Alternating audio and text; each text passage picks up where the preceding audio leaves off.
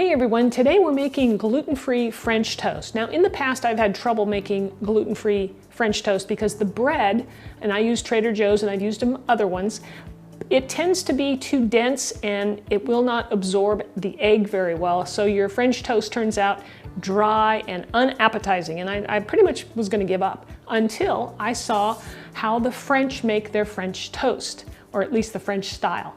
So that's what I'm going to show you today, and it works beautifully. You're going to love it. It makes your French toast, no matter what kind of bread you use, nice and fluffy and moist throughout the whole thing, and it is delicious. And you get that little crispiness on the outside as well. So I'm Rockin' Robin, and I'm going to show you how to do it right after this.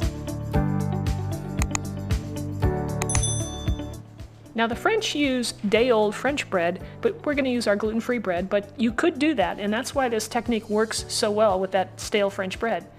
So here's the secret. We're going to take some milk. I'm using whole milk here, and I'm going to pour about a tablespoon per slice of bread, give or take a bit, depending on the size of your bread, right?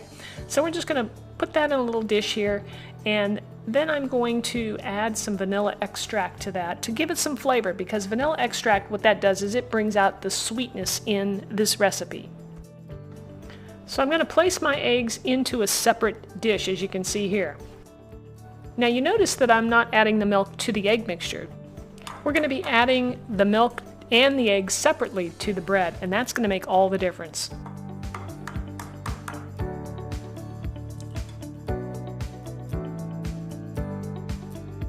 Let's give that a whisk with our fork and really mix it up so it's very well combined. Now with my French toast, I like a little bit of maple syrup, and I'm using the real stuff here, as you'll notice. So I'm just going to pour a little bit into a dish, and I'll heat it up. You can put it in the microwave, which is what I do, or you can just set this whole dish into a dish of warm water, and that would do the trick.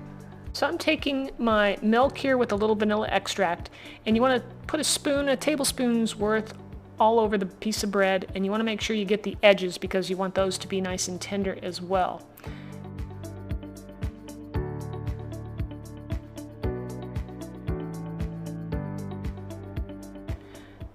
So flip the bread over and apply another tablespoon, maybe a little less depending on how wet the bread is already.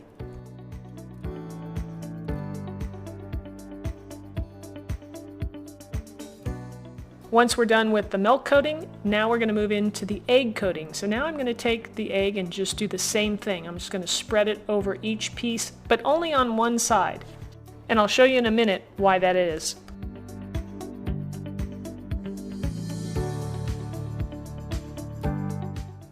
And now we're ready to toss these in the pan. So I have my frying pan here over medium-low heat, and I'm placing some butter in the pan to coat the bottom. So let's place our French toast egg side down into the pan.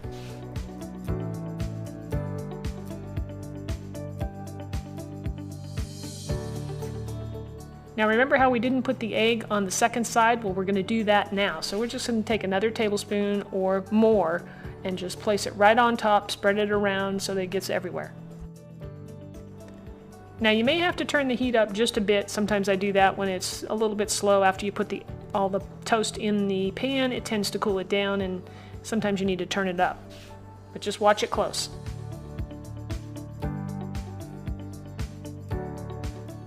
So you do want to see those little bubbles going on around the edges there. You see that? And just, it'll take about, 3 or 4 minutes to get it to brown up. All right, it's time for a peek. Let's have a look. Oh yeah, look at that, little golden brown. So we're going to flip them over. Look at that, beautiful. Let's do the next one. Just give it a toss. And if you have a little egg left over in the pan, no big deal. You can add that on your plate after it's done. Look at that, beautiful. The smell is incredible. Now I don't know if you can tell here, but I can tell that my bread has really plumped up. It's really got, a lot of egg in there and milk, and it's just nice and tender, and we got that crispy edge going on. This is going to be really good. It's time for that warm syrup. I was going to pour it on, and then I decided I'm going to spoon it on because otherwise it drips all over. So here we go. Look at that. It looks amazing.